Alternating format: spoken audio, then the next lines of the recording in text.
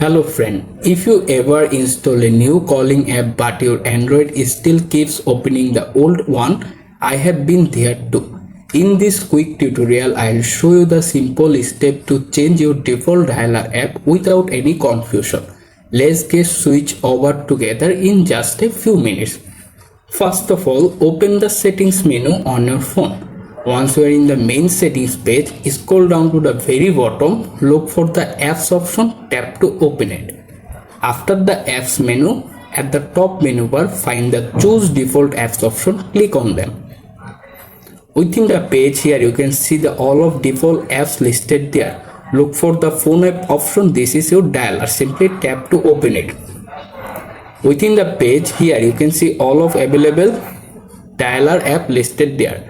Find the exact app if you want to set as default. For example, I am set the Google phone app is dialer app default. So select it and automatically change default dialer on your Android phone. To check it work, simply return to your home page, open the app door, use the search bar, type phone app. Once you found the newly set as default dialer app, tap to open it. And this time this newly check app is work, and that's it how you can easily change default dialer app on your Android phone. I hope this made things easier. Thanks for watching and I will see you in the next Android tips. Bye, take care.